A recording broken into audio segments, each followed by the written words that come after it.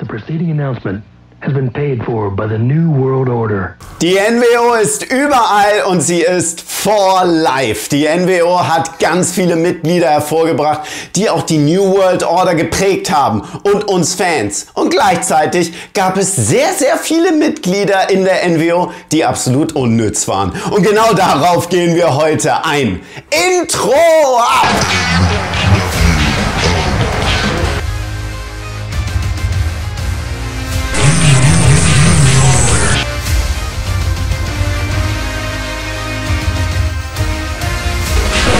Biggest iconic West.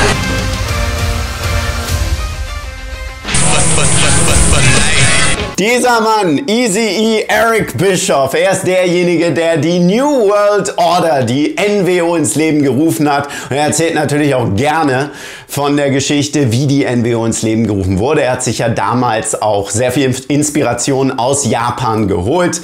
Es wird eine Fake-Geschichte sehr gerne verbreitet mit der UWFI-Invasion damals in Japan. Nur wer ihn kennt, also der guckt sich nicht stundenlang im Detail Japan-Shows an. Er war natürlich in Japan damals persönlich, weil die WCW einfach damals eine Kooperation hatte mit New Japan und unter anderem hat sich das ja auch gezeigt beim World Cup of Wrestling bei Starrcade 95. Und ja, dieses, was ihn geprägt hat, was Eric Bischoff da persönlich sagt, ist dieses realistische Aufnehmen des Wrestlings in Japan. Das wollte er irgendwie in die USA übertragen und deshalb hat er dieses NWO-Angle am Anfang gestartet und da waren natürlich Scott Hall, Kevin Nash, die beiden leitenden Figuren, die prägenden Figuren und der große Turn von Hulk Hogan war einfach wichtig, um das Ganze zu legitimieren. Es waren die absoluten Top-Megastars, eine Riesenbedrohung und es wirkte alles so realistisch und gleichzeitig rustikal. Ähnlich wie hier. Ich habe einfach das NWO-Shirt rübergehauen. Ich frage mich, wie lange das da oben hält. Ich erinnere mich an ein WCW hier. WCW Monday Nitro, da hatten die Outsiders, Scott Hall, Kevin Nash, einfach über die WCW-Letter, damals 96 war ja ein paar Wochen WCW Monday Nitro wegen der Olympischen Spiele in Atlanta und ziemlich viel Personal unterwegs war, waren sie nur in MGM Studios in Orlando und da hatten sie über die WCW-Buchstaben weiße Laken und einfach NWO drüber gemalt. Das sah herrlich aus. Das war halt die feindliche Übernahme der NWO damals und das wirkte alles schon neuartig einfach, weil es in dieser Form, so real wie es rübergebracht hat, natürlich komplett neuartig war und viele Fans auch wieder zurückgeholt hat. Scott Hall, Kevin Nash waren ja vorher in der WCW, hatten nur komplett eine andere Präsentation. Kevin Nash als Vinny Vegas, als Oz, der Riesenzauberer, um einen Turner-Film zu bewerben. Scott Hall als der Diamond Stud, sein Manager Diamond Dallas Page. Sie wurden ja zu Stars bei WWE und kamen dann wieder zurück. Das ist ja auch noch eine Geschichte, die dazukommt. Viele sagen, ja, die hat die WCW mit großem Geld. Ja, klar, sie haben weniger gearbeitet und dafür haben sie feste Verträge, was heute normal ist. Das dürfen wir auch dabei nicht vergessen. Und sie kamen halt zurück an ihre alte Stätte und als neue Stars wollten sie das Ganze quasi übernehmen. Ja, das hat auch am Anfang richtig begeistert. Und irgendwann kam der Zeitpunkt, wo du dich gefragt hast, die NWO wird größer und größer und größer und größer. Und dadurch ist wirklich dieses perfekte Beispiel, es wurde verwässert. Das ganze Grundkonzept der NWO. Und da ist es passiert. Jetzt ist es runtergefallen. Muss ich so machen. So machen, damit ihr es noch lesen könnt. So können wir die NWO halten. Also, wo war ich stehen geblieben? Bei der NWO, dass immer und immer mehr Mitglieder, klar. Es war einfach der Hintergrund, dass Eric Bischoff selber gesagt hatte zu der Zeit damals, er hatte WCW Nitro, er hatte WCW Thunder und er wollte die Shows einfach splitten. Es gab 1997 auch schon den ersten Versuch quasi der feindlichen Übernahme und da wurde ein NWO Nitro gemacht. Die ganzen Umbauten waren live während WCW Monday Nitro. Da kam dieses coole Logo, das wirkte alles auch so ein bisschen nach Industriebetrieb, wie es gemacht wurde. Der Hintergrund sah ganz geil aus, nur es dauerte lange. Und da wurde das Personal gezwungen, NWO-Shirts anzuziehen. Und in der Zeit hat WCW Nitro sehr, sehr viele Zuschauer verloren. Deswegen wurde dieses Konzept erstmal so ein bisschen beiseite geschoben. Dann kam dieses, ja, wie soll man sagen, die Ansage an Eric Bischoff, du machst eine zweite Wochensendung. Der Kader musste schon größer werden. Klar, die NWO war damals schon größer, nur da sollte der endgültige Split ja folgen. NWO Nitro, WCW Thunder. Es gab viele Versuche schon davor. Es gab einen eigenen NWO Pay-Per-View schon zu Beginn des Jahres, also ein Jahr bevor Thunder kam, mit NWO Sold Out.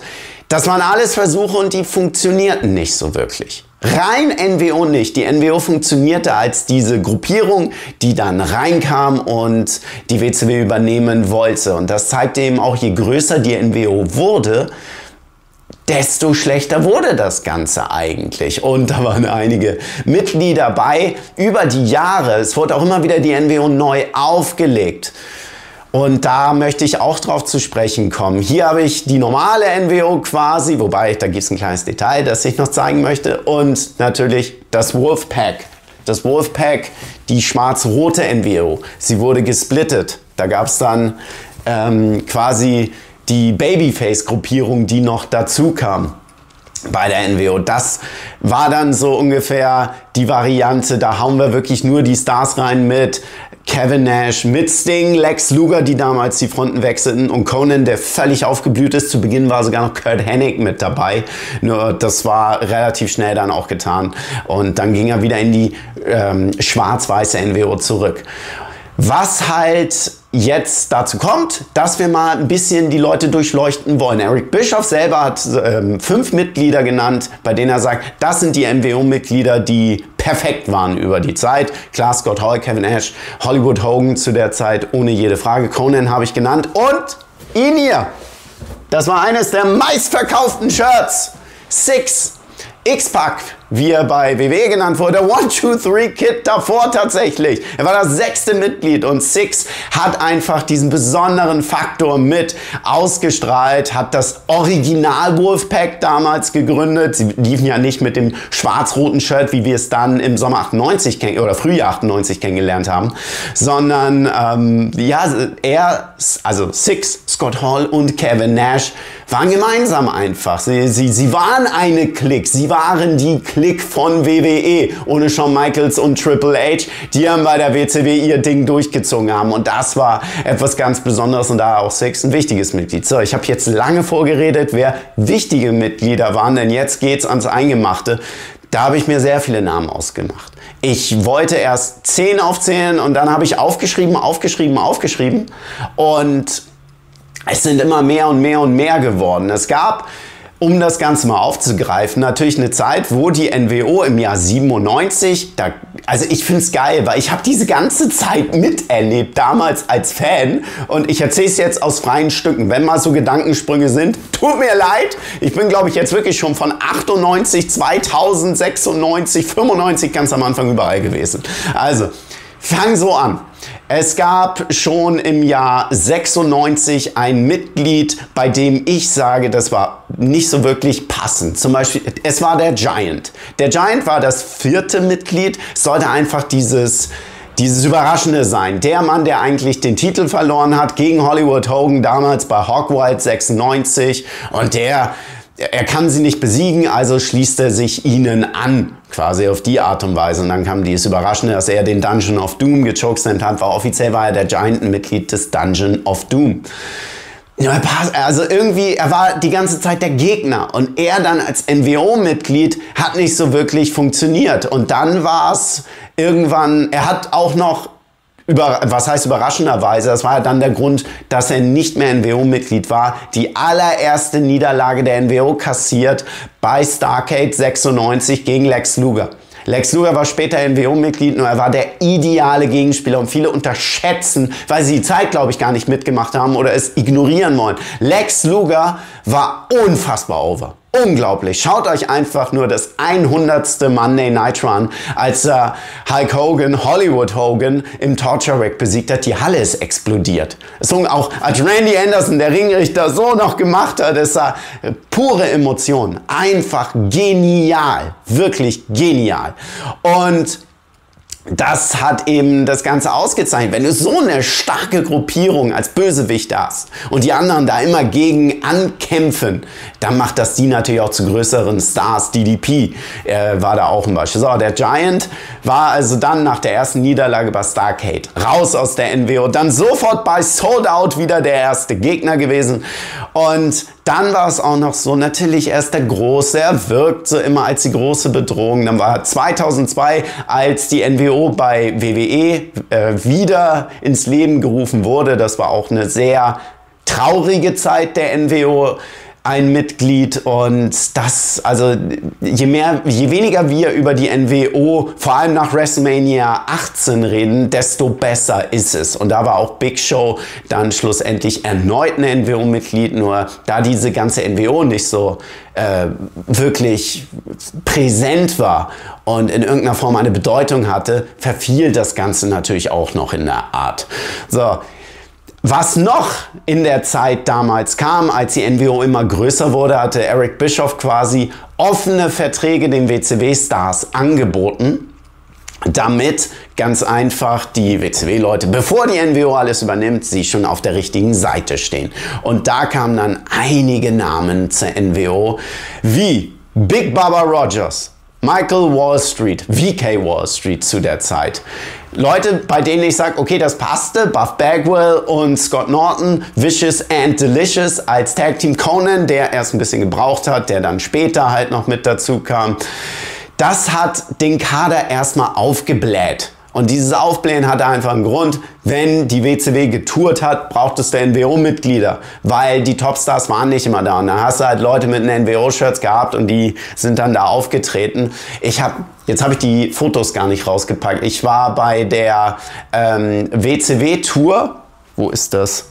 Da unten könnt ihr das Programmheft sehen. Seht ihr es unter dem Titel? Da war das Programmheft der NWO gegen WCW Takeover Tour 1997. Da war ich in Hamburg, die war noch in Oberhausen und müsste ich jetzt schauen, wo sie noch war. Und, da sind dann natürlich auch NWO-Mitglieder angetreten. Scott Hall, Kevin Nash waren bei der Tour dabei, nur wenn sie unterwegs waren und die ganz Großen nicht dabei waren, hattest du immer NWO-Mitglieder, du konntest die Musik spielen. Wobei die NWO, die B-Variante, also es war ja die erste B-Variante damals, 97, hatte ja immer schon ihre eigene Musik damals gehabt. Da wusstest du, das waren jetzt nicht die ganz großen Stars, die da gekommen sind. Wobei Six manchmal auch der kam auch zu der Musik raus, aber es passte nicht wirklich, dass Six zu der Musik rausgekommen ist. Es gab ja 2 Musiken der NWO schon damals, zu der kam dann immer Buff Bagwell, Scott Norton raus. Also, Big Bubba, um den zu machen, das passte gar nicht. Big Bubba, der war der Boss bei der WCW, also eigentlich der Big Horseman, nur mit schwarzem Hemd. Dann M. Wall Street, er wurde dann aus der NWO nicht rausgehauen, er durfte nicht NWO-Mitglied sein, da hatte er so ein cooles weiße WCW-Buchstaben mit diesem Verbotenschild, mit diesem roten Ding so quer drüber. Damit war er auch in Deutschland damals, weil er bei der WCW war, obwohl er nicht bei der WCW sein sollte. Sie waren einfach die Arbeiter. Sie sollten die Arbeiter sein, nur hat es das Ganze verwässert. Und dazu gehörte eben M. Wall Street ebenfalls. M. Wall Street, klar, kennen wir als Vater von Bray Wyatt heutzutage. Oder IRS natürlich bei WWE. Das waren so die Mitglieder derzeit. Ich habe mir ein paar noch aufgeschrieben, deswegen schiele ich mal so rüber, wen ich hatte. Klar, als es dann in der Zeit weiterging, du hast schon gemerkt, du hast so diese NWO, die richtigen Stars und dann so die, Mitkader, die du dabei hattest, hatte sich das Ganze schon so ein bisschen verwässert. Es kam der Split mit dem NWO Wolfpack, wo exklusiv ja eigentlich nur wieder die beliebten Topstars sein sollten und die hast du ja aufgewertet dadurch, dass Sting und Lex Luger rüberkamen. Ob Lex Luger das Idealmitglied war, weiß ich nicht, er war eher als Gegenspieler sehr stark. Wer auch als Gegenspieler der NWO sehr stark war, jedoch für mich dann als NWO-Mitglied funktioniert und deshalb in der Liste erstmal nicht, ist der Macho Man Randy Savage, einfach dieses unberechenbares Ideal NWO und diese Rivalität mit DDP war einfach grandios. So. Wen will ich noch gerne erwähnen, der gar nicht in die NWO passte? Und da sind wir bei Themen. Hulk Hogan war ein wichtiger Teil. Und wenn Hulk Hogan dabei ist, dann darf einer quasi nicht fehlen. Der Disciple. Der Disciple kam dann im Jahr 98 dazu. Der Disciple hatte einen Finisher, obwohl er so gut wie eigentlich nie ein Match bestritten hat, außer bei Saturday Night, The Apocalypse. The Apocalypse war ein Stone Cold Stunner, den der Disciple gemacht hat zu der Zeit. Ja, es gab einiges. Billy Gunn hat bei WWE Jackhammer gemacht, weil Goldberg den bei der WCW gemacht hat. Also das sind immer so Sachen, denke ich, wow. Okay, cool. Passte gar nicht. Der Disciple, der war immer auf so ein, der war als Brutus Beefcake, der Barber, wunderbar, war super over. Nur als NWO-Mitglied, nachdem er Dungeon of Doom-Mitglied war, der Zodiac, Yes No Man oder der Man with No Name, der Butcher, der, ich weiß es nicht, was war der alles? Der Booty Man!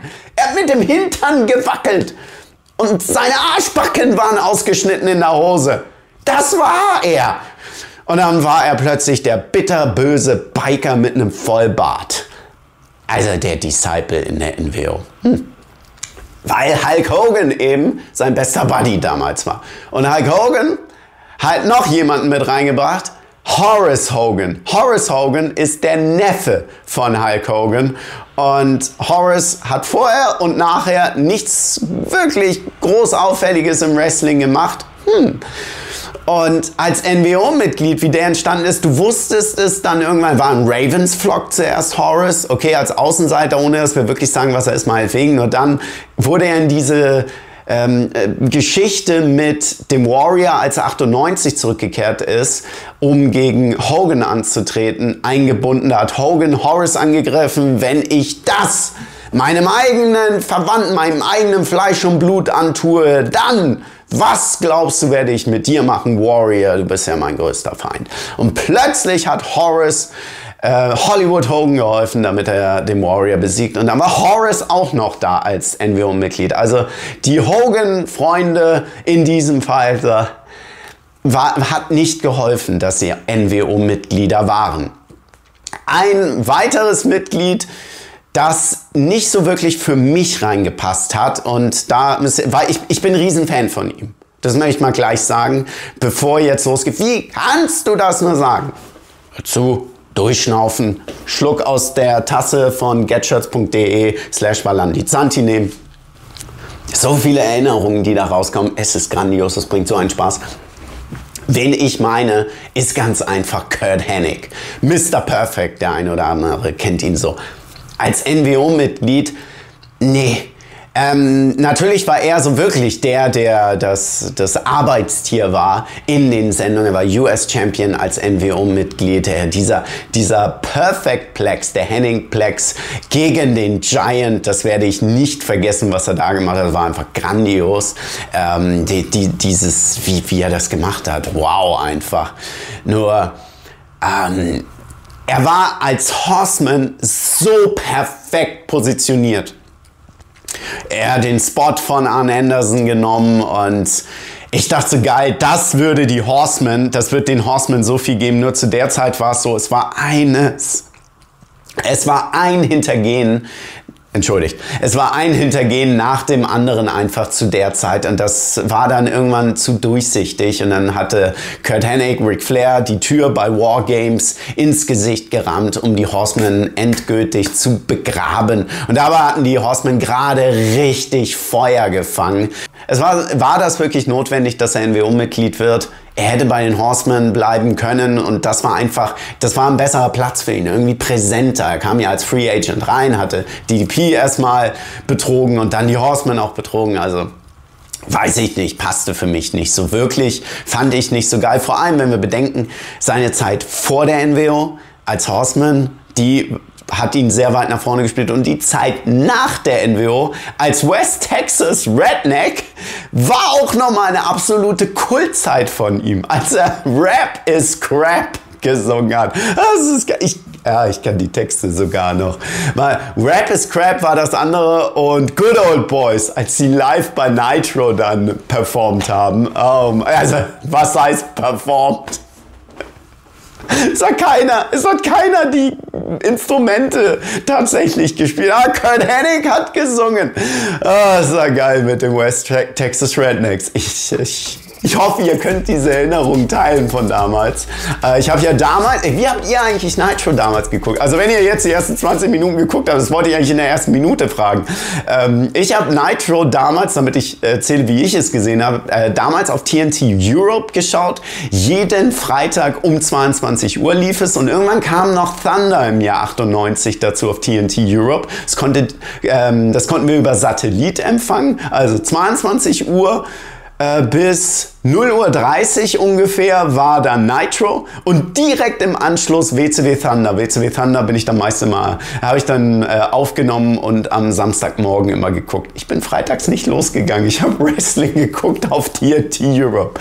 So habe ich es geschaut. Wie habt ihr es damals geschaut? Ich weiß ja, damals lief es auch auf dem DSF damals, beziehungsweise auf DF1, als das damals war auf DSF Action. Das war der erste Wrestling-Sender damals, nur das hatten wir damals nicht und ich habe TNT Europe so gefeiert, dass ich jede Woche Nitro über Satellit gucken konnte. Es war natürlich auch bevor es in Deutschland damals zu sehen war. Das dürfen wir ja auch nicht vergessen. Also wenn wir jetzt zum Beispiel SmackDown auf ProSieben Max kommentieren, ist es ja so früh es überhaupt möglich ist, in Deutschland auszustrahlen. Weil vor 22 Uhr darf es nicht laufen. Es läuft von der Nacht Freitag auf Samstag. Das heißt, es darf nicht am Samstag laufen vor 22 Uhr. Früher geht es nicht. Es dürfte mit einer Sondererlaubnis, glaube ich, um 21:45 oder ich glaube irgendwo da, 21:30, wenn es die reine Wrestling-Show ist. Ich glaube 21:45, aber 22 Uhr ist das offiziell. Schneller geht's nicht. Und damals war es ja noch ein bisschen zeitverzögert, bis die Sendungen waren. Also das dürfen wir auch bei all dem, wenn wir sagen, früher war alles besser, nicht vergessen. Da haben wir ja viele Themen gehabt. Das werde ich bei den User-Kommentaren, bei der Kommentarausgabe, bei den User-Kommentar-Shows, die ich hier machen werde, dann nochmal aufzählen, wo eure Kommentare von mir vorgelesen werden und ich darauf eingehen möchte, weil mir das sehr gefällt. Und ich mache das Video auch deshalb, weil ich sehe, dass viele diese Erinnerungen teilen und vor allem die Zeit damals mitgemacht haben mit der NWO. Und da hängst du natürlich mit dem Herzen ein bisschen anders dran. Gerade bei dem, was war. Die NWO wurde dann natürlich auch irgendwann im Jahr 99 gesplittet. Es gab diesen berühmten Fingerpoke of Doom und dann gab es ja diese NWO Elite Wolfpack quasi zu der Zeit.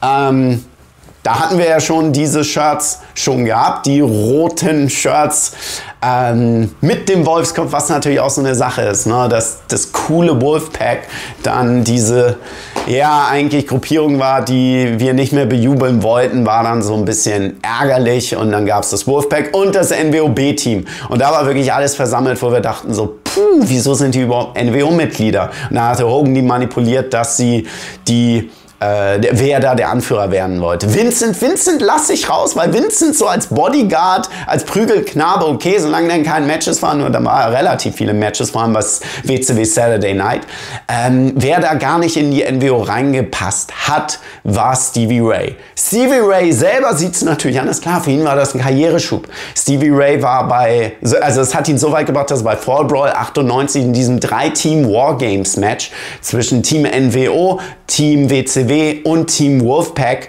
einer dieser Mitglieder eben war. Natürlich war er derjenige, der den Fall einstecken musste am Ende von DDP mit dem Diamond Cutter.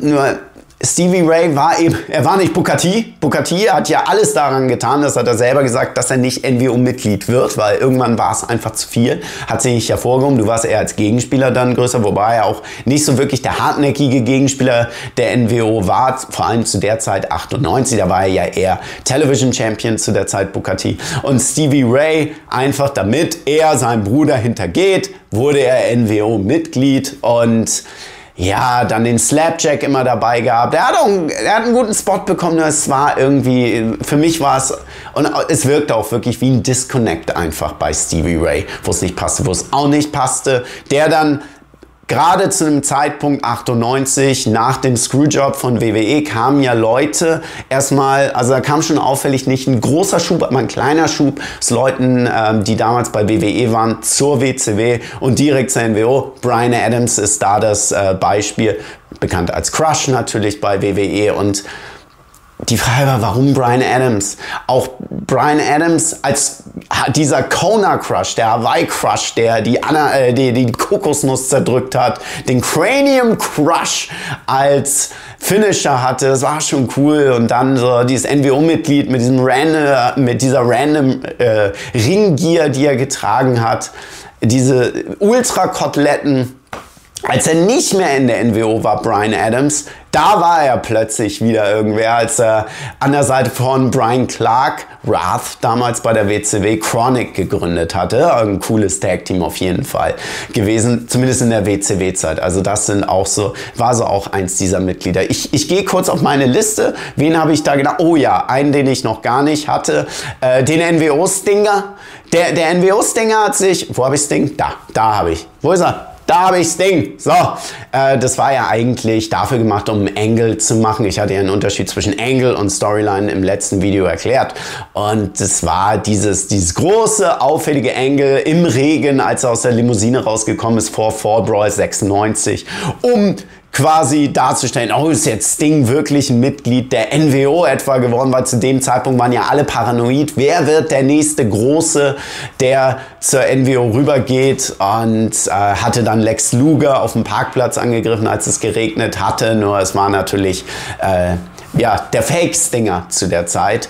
Für den natürlich ein schönes Rampenlicht, für ihn selber, für Jeff Farmer. Und er war in Japan ja relativ viel. Die NWO Japan lasse ich so ein bisschen raus. Masahiro Chono, Great Muta waren in den USA als Mitglieder zu sehen. Hiroyoshi Tenzan in Japan sehr aktiv gewesen. Diese NWO-Variante habe ich einfach viel zu wenig verfolgt, als dass ich dazu irgendwas sagen könnte. Ich könnte jetzt irgendwas lesen und dann sagen, ja, ich habe jetzt ganz schlau irgendwas. Nee, ich habe es einfach nicht miterlebt und mitverfolgt, was in Japan damals war. Damals gab es für mich einfach auch nicht die Möglichkeit, japanisches Wrestling zu gucken. Ja, das ist halt ein bisschen was anderes als heute, wo du sehr viel einfacher da natürlich hinkommst. Ich war noch wirklich klassisch der, wenn ich was sehen wollte. Da habe ich mir dann Tapes zuschicken lassen, damit ich was sehen konnte. Und ich habe in erster Linie alte WWE, WWF und WCW-Tapes mir angesehen, um da reinzukommen. Und ich hatte UWF-Tapes auch noch damals, die Bill Watts UWF, der Universal Wrestling Federation, hatte ich auch noch. Ja, so hatte ich Dr. Death Steve Williams quasi die ersten paar Male gesehen, bevor er Mainstream quasi noch war. Kleiner Seitenhieb. So, was war noch für mich ein unpassendes NWO-Mitglied zu dieser Haupt-WCW-Zeit? Disco Inferno. Disco Inferno mit diesem T-Shirt tanzend so zum Ring kommen, Anfang 99 in die NWO Elite Wolfpack. Warum? Wirklich? Er war quasi als der Kumpel zu sehen von Scott Hall, der dazugekommen ist, von Kevin Nash, kam auch bei Lex Luger mit Miss Elizabeth raus. Disco Inferno bei der NWO. Also, ja, das war dann auch wieder so, ja, damit du einen hast, der für die NWO regelmäßig, damit einer mit dem Shirt rausgeht, damit du später verkaufen kannst. Das ist so Disco Inferno. Ernsthaft? Also, ich weiß gar nicht, was ich dazu noch sagen soll. Es fehlen mir die Worte. Gut, habe ich jemanden aus der Zeit? Ich gucke kurz auf meine Liste. Und in der Zeit war noch jemand, der für mich mit diesem Shirt, mit dieser Elite NWO Wolfpack Geschichte überhaupt nichts zu tun haben durfte. David Flair.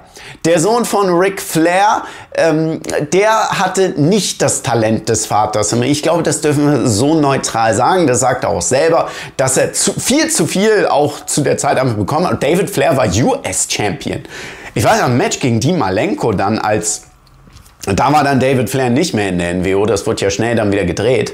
Das ist ja, also das war, huiuiui. Und es wurde eigentlich deshalb gemacht, weil Anfang 99 der erste Gegner von Hollywood Hogan, als er wieder Champion war, das war wie damals, 96, als Hogan Champion war, der erste Gegner Ric Flair. Jetzt sag ich, weiß nicht, wieso war er damals der erste Gegner 96? Clash of the Champions, erinnert euch, nach Hog Wild war das Match gegen Ric Flair. Darauf gehst du zurück und das war 99 auch so. Und irgendwann drehte sich ja das Ganze, dass Hogan plötzlich bejubelt wurde und Flair der verrückte Präsident war, was eigentlich in sich ganz cool war. Nur am Anfang war ja Ric Flair, nachdem er Eric Bischoff besiegt hatte, beim Nitro nach Starrcade 98 selber Präsident wurde, ja diese positive, sehr, sehr WCW-orientierte Fanliebling-Präsidentfigur.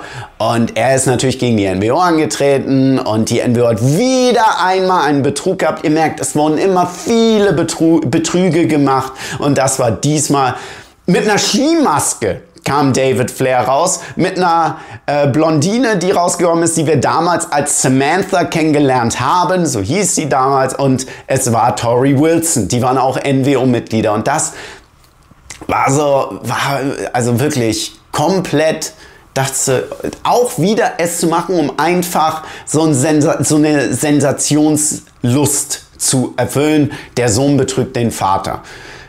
Wurde relativ zügig dann auch gedreht und die Zeit auch mit dem NWO Wolfpack 99 war so eher so lala, hatte immer noch viel zu viele Leute. Und dann kam ja ein gewisser Vince Russo und er dachte sich natürlich, hey, die NWO, Grundsatzgedanke gar nicht verkehrt, die NWO war dann irgendwann so im Nichts verschwunden. Es gab kein Ende wirklich 99. Es war irgendwann Bums, vorbei. Kevin Nash ist immer noch mit dem Outsiders NWO rausgekommen, mit der Wolfpack-Musik rausgekommen. Nur es gab keine NWO in der Form, was eigentlich schade ist. Einfach weil es waren so viele und irgendwann ist es so, es war wirklich so, ist doch egal. Vince Russo wollte es zurückholen, hat die schwarz-silberne NWO ins Leben gerufen, was als Gedankengang, okay, du holst eigentlich das Heißeste erstmal wieder zurück, ganz cool war. Und er wollte es auf wenige beschränken, was auch als Idee sehr gut war. Nur die Art und Weise, wie es halt reingerufen wurde, nach Starrcade 99 mit einem Montreal Screwjob, was zwei Jahre vorher in einer anderen Liga stattgefunden hat, als Grundlage, um die NWO wieder zu beleben. Die NWO 2000 in Schwarz und Silber, das Shirt hatte ich mal, das habe ich nicht mehr. The band is back together.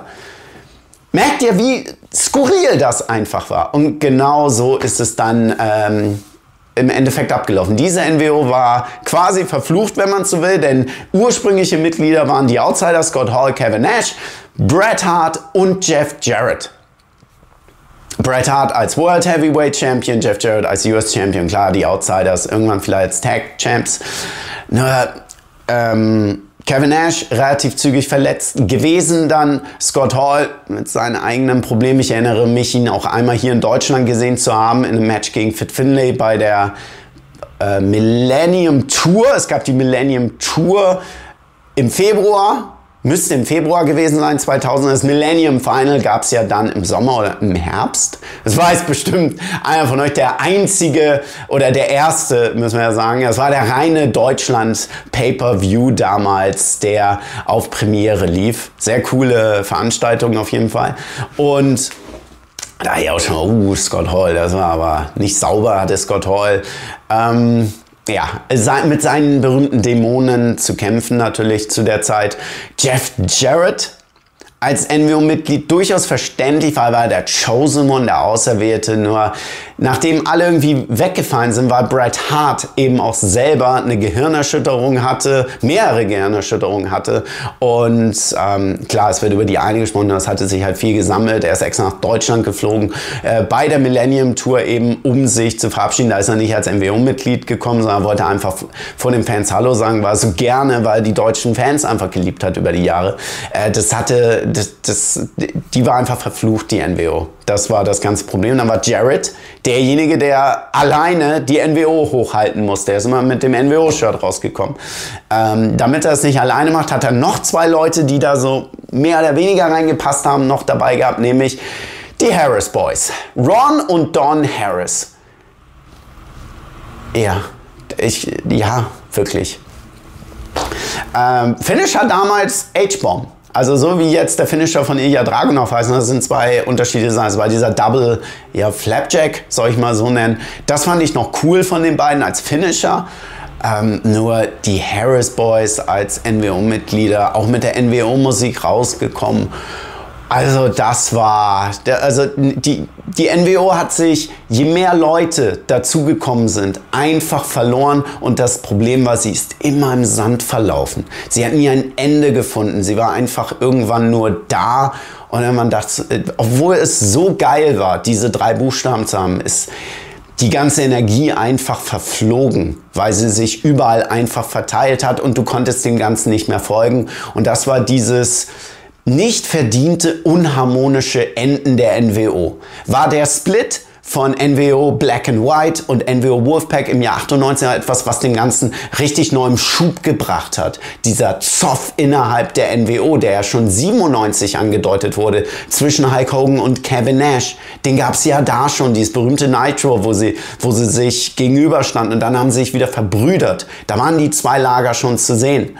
Und das mündete ja quasi dann ein Jahr später in diesen großen Split. Daraus wurde nie eine Konsequenz gezogen. Das war das eigentliche Problem des Fingerpoke of Dooms. Das ist das, was eigentlich hier war, nicht organisch zu Ende geführt wurde, sondern es wurde ein Betrug, ein Swerve um seiner selbst willen gemacht mit dem Fingerpoke. Also im Fingerpoke of Doom, dass die NWO plötzlich dann doch wieder zusammen war. Das ergab keinen Sinn. Das ist das Problem, wenn du Storytelling machst, ohne es langfristig auszulegen. Und das Wiederbeleben der NWO wurde auch bei WWE versucht im Jahr 2002. Sehr gezielt und auch sehr smart. Da hat ja Vince McMahon die NWO ins Leben gerufen. Er hat gesagt, wenn ich dich, Ric Flair, nicht aus meinem Laden bekomme, wenn ich nicht die WWE so haben kann, wie ich WWE haben will, dann werde ich die WWE mit einer tödlichen Dosis Gift eben auch noch befeuern, die dann das Ganze für alle zerstört. Und das war die NWO damals, als sie gekommen sind. Das waren die Originalmitglieder, Hollywood Hogan, Scott Hall und Kevin Nash, die ihr Debüt bei No Way Out, NWO, gefeiert haben. Natürlich hatte die NWO auch nicht eine lange Lebenszeit damals, war einfach nach WrestleMania 18 zu erkennen war, dass wir Fans, Hollywood Hogan, nachdem er vor allem wieder zurückgekommen ist, die Zeit, ihn auszubuhen, war nicht mehr. Irgendwann erreicht so eine Figur einen Legendenstatus, du willst diese Menschen nicht mehr ausbuhen. Rey Mysterio, den wollten wir eh nie ausbuhen, obwohl er auch mal der Bösewicht war als Filthy Animal in der WCW, als er mit diesen Hörnern und ohne Maske rauskam. Es sind so manche Leute, John Cena jetzt ist der Status, du willst sie nicht mehr ausbuhen. Du hast so viele Jahre mit denen mitgemacht und du bist dankbar, dass sie noch da sind. Das war bei Hollywood Hogan im Jahr 2002, das heißt, die NWO war auch schon wieder quasi durch. Dann kamen auch halt wieder die Probleme mit Scott Hall, Verletzungen von Kevin Nash, die halt immer wieder dazu kamen. Und Mitglieder, die auch nicht so wirklich dem ganzen Schub geben konnten. Syxx, X-Pac konnte nicht in der WWE-Version der NWO so Leben verleihen, wie er es damals gemacht hatte im Jahr 1997. Er hatte einfach viele Jahre im Fernsehen seinen TV-Charakter, war irgendwann verbraucht. Wir reden beim Wrestling nicht über das Lebensalter. Es wird ja gesagt, oh, der ist viel zu alt. Im Alter werden Leute besser im Wrestling. Das ist das Wichtige. Das Problem ist eigentlich das TV-Alter der jeweiligen Charaktere. Und wenn dieses TV-Alter quasi immer nur läuft, dann verbraucht es sich irgendwann ständig und dann ein Fernsehzuschauer reagiert eher dann so abweisend, sagt, oh, das ist jetzt schon wieder. Deswegen musst du das immer und immer wieder anpassen und deswegen kann auch ein 60-jähriger Terry Funk, der immer und immer wieder neue Facetten in sich reinbringt, der Macho Man, der auch im Alter immer besser wurde und immer sich neu erfunden. Schaut euch mal den Macho Man 99 an, den Macho Man 1991 an. Da merkt ihr, der hat schon manchmal besser, manchmal weniger, der hat immer wieder sich neu erfunden und auch logisch dem nachempfunden und ist dann nicht wild plötzlich, da kommt es wieder, der Dirigent gewesen, wie ich es bei Seth Rollins sage, sondern er hat immer Dinge basiert, die auf seinem vorherigen Charakter waren. Das ist das Wichtige, damit du deine TV-Zeit am Leben erhalten kannst im Wrestling. Das ist das Wichtige. Nicht wie in einer Fußballmannschaft oder in einer Sportmannschaft allgemein. Der ist 35, der muss raus. Das ist nicht, so funktioniert Wrestling nicht. Überhaupt nicht. Ganz im Gegenteil. Im Alter, wenn der Charakter logisch auf das angepasst ist, was du vorher hattest, dann hast du eine sehr, sehr lange Halbwertszeit im Wrestling. Und die hatte die NWO dann irgendwann nicht mehr. Weil es gesagt hat, wie ich es vorhin gesagt hatte, immer wieder, es wurde gemacht, um zu machen. Immer wieder der Betrug, um den Betrug zu machen. Und die NWO hatte weitere, eher, Mitglieder, die da nicht reingepasst haben. Big Show hatte ich ganz zu Beginn angesprochen. Und dann Shawn Michaels. Shawn Michaels hätte im Jahr 97 reingepasst. Jetzt kam er nach einer langen Verletzung zurück und geil, der kann wieder im Ring und dann als NWO-Mitglied passte nicht mehr. Das war auch nichts. Dann Booker T als NWO-Mitglied. Was bei der WCW nicht war, wurde bei WWE gemacht. Klar, weil er ein alter WCWler war. Nur er war nie NWO-Mitglied. Das war auch nichts. Das passt auch nicht. Das siehst du immer daran. Was passiert mit denen, wenn sie nicht mehr in der NWO sind? Booker T hatte danach dieses Tag-Team mit Goldust und das hatte ihn danach auch so als Single, als Einzelwrestler nochmal weiter an die Spitze gebracht. Das sind so die Auffälligkeiten. Guckt, was ist danach passiert mit den Leuten, nachdem sie in der NWO waren. Manche haben es dann geschafft, sich neu zu erfinden. Big Baba Rogers habe ich angesprochen. Der ist dann zu WWE zurück, war wieder Bossman, war in seiner richtigen Rolle im Jahr 98 bei WWE. Und viele sind dann einfach verloren gegangen in der NWO. Natürlich, für die war es für die Mitglieder selber war es natürlich ein schöner Bonus, auch finanziell. In welcher Form die an Merchandise-Umsätzen beteiligt waren, ist auch wieder so eine Frage, ne? Was du auch dazu hast. Du hast Fernsehzeit gehabt, du konntest dein Gesicht zeigen. Wer das gut genutzt hatte, war eben ein Conan. Achtet mal immer bei den Interviews auf Conan. Conan hat sich immer in die Mitte gedrängt. Wenn Hogan gesprochen hat, wenn Nash, er war immer im Hintergrund irgendwo zu sehen. Der Typ ist schlau. Der hat es immer auf die Reihe bekommen, sein Gesicht. Wenn diese ganzen vielen Leute im Bild waren, war immer Conan zu sehen. Da denkst du, der Typ hat's verstanden. Was heißt der Typ? Der hat's gepeilt, dass wenn er da ist, damit er zumindest immer bei diesen Close-Ups, wenn dann Kevin Nash redet, immer sein Gesicht irgendwo noch zu sehen ist. Das waren so die Mitglieder. Ich möchte noch einmal luschern. Habe ich irgendwen vergessen von meiner Liste? Oh ja. Ganz am Ende möchte ich einen Namen, den ich gesagt hatte, der nicht so wirklich reingepasst hat, war Bret Hart. Bret Hart und WCW ist jedoch ein ganz eigenes Thema, das ich vielleicht mal aufgreifen kann, wenn ihr ein Interesse daran habt. Da würde ich natürlich auch einige Eric Bischoff Zitate mit ins Rennen nehmen dafür. Den hatte ich fast vergessen. Wer da nicht ins Bild gepasst hat für mich, war Dusty Rhodes. Und mit Dusty Rhodes möchte ich diese Liste gerne abschließen, weil Dusty Rhodes als die Legende der WCW plötzlich bei WCW NWO Sold Out 98, er hintergeht dann Larry Zbyszko und ist das NWO-Mitglied. Er hat ein cooles Promo danach auch gemacht, das wir gehört haben. Nur das fühlte sich komplett falsch an. Das Dusty Rhodes, klar, er war mit Scott Hall ganz gut und es war so ein bisschen auch von Scott Hall der Wunsch, dass Dusty Rhodes mit dann dabei ist. Nur Dusty Rhodes war nicht NWO. Der hat auch diesen NWO-Vibe, den die NWO hatte, überhaupt nicht wiedergespiegelt für mich. Und passte da nicht so ins Bild rein und deswegen auch so eine legendäre Figur. War ja auch nicht von sehr, sehr langer Zeit geprägt, nur war so eher ein Teil, wo es wurde gemacht, um zu schockieren. Ja, der Schock war da, nur irgendwann das Schockieren war irgendwann bei der WCW mit der NWO, mit dem ewigen Betrügen. Oh, jetzt sind sie plötzlich NWO-Mitglied. Leider verbraucht. Das war die ganze Konsequenz des Ganzen, weil so viele NWO-Mitglieder dazugekommen sind. Das sind meine Erinnerungen, die ich zur NWO und zu den, sagen wir mal, Mitgliedern, die nicht so wirklich nützlich waren, der New World Order, mit euch teilen wollte. Es hat unheimlich Spaß gemacht, möchte ich mal sagen, das Ganze mit euch zu teilen jetzt gerade. Und habe mich auch gefreut zu sehen hier, wie viele Leute eigentlich dabei sind aus der Zeit damals, die wie ich das Ganze damals live und gespannt am Fernseher miterlebt haben. Das ist ja nochmal was anderes. Es ist ja schon geil, dass Fans, die jetzt dazukommen, diese Zeiten sehen und sie dann so mitverfolgen. Und die binge-watchen die alten Nitros dann irgendwie durch. Das ist geil, dann mit euch drüber zu reden, wenn ihr euch die Shows anseht. Und okay, natürlich, ein paar Sachen wirken so ein bisschen befremdlich, nur immer wieder. Zeitgeist. Und die NWO hat den Zeitgeist erwischt. Und sehr ideal sogar getroffen. Deswegen war die NWO was Besonderes und deswegen verbinden wir auch so viele Erinnerungen an die NWO von damals, wie sie war. Und deshalb kann es die NWO auch in der Form so heutzutage überhaupt nicht mehr geben. Dieses sehr rustikale, das passt da nicht mehr zu. Es hat damals gepasst und es passt jetzt. Und es hat mich sehr gefreut, das Ganze mit euch teilen zu können. Kleiner Ausblick natürlich. Dieses Wochenende findet Backlash in Frankreich statt.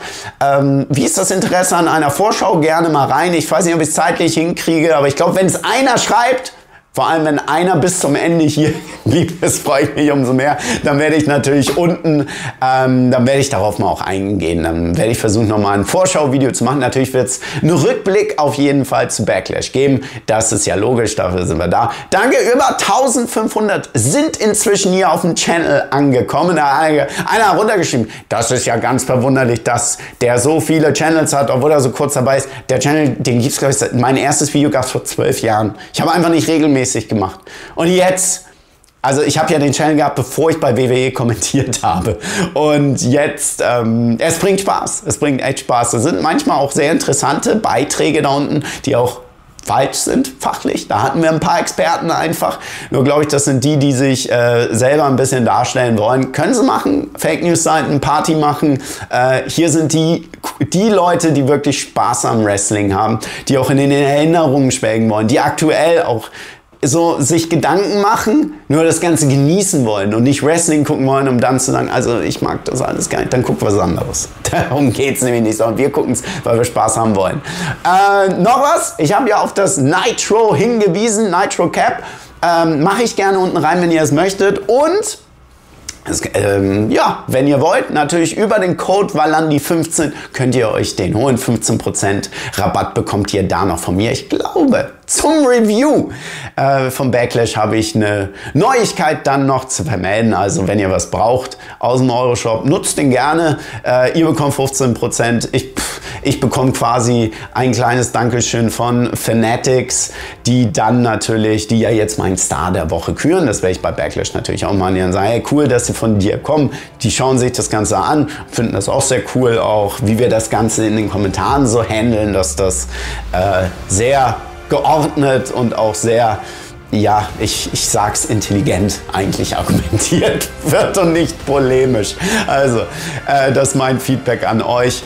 Riesenspaß gemacht. Also die Ausgabe Riesenspaß gemacht. Sagt gerne, wie es bei euch war. Habe ich irgendeinen Namen, obwohl ich sehr viele Namen genannt habe, habe ich irgendeinen Namen jetzt nicht erwähnt, der bei euch auf der Liste wäre. Ich dachte, was hat der in der NWO zu tun? So ähnlich wie ich es gerade bei Disco Inferno dachte.